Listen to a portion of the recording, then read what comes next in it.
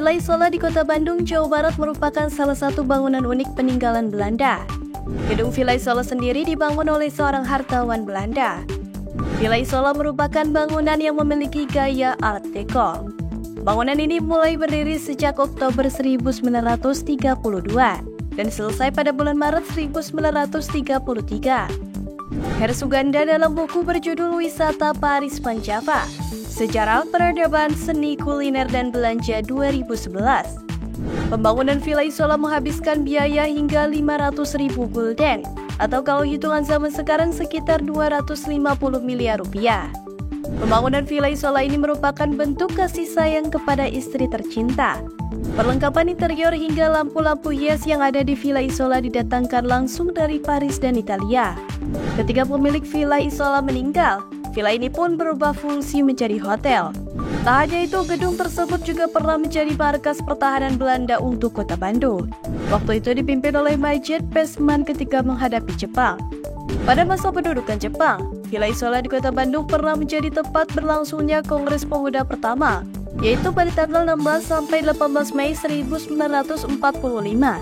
Ketika Indonesia merdeka, para pejuang kemerdekaan kemudian mengambil alih Villa Isola.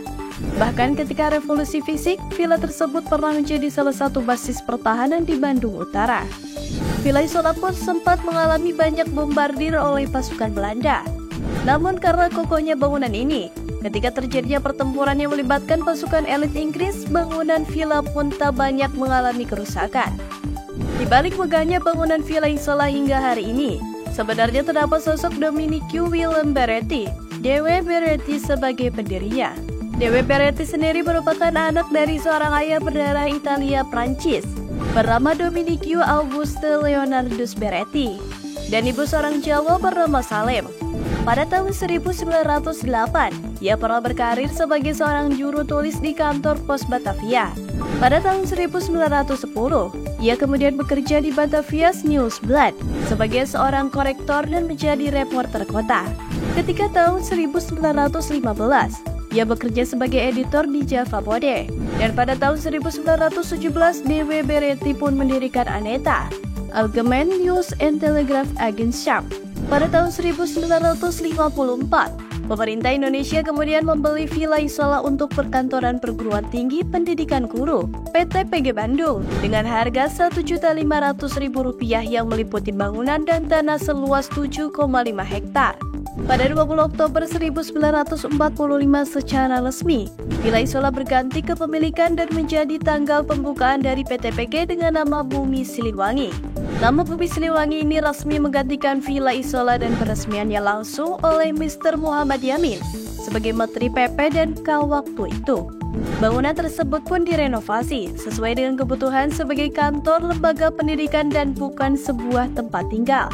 Lokasi kampus PT PG ini memang terbilang cukup jauh dari pusat kota Bandung kala itu.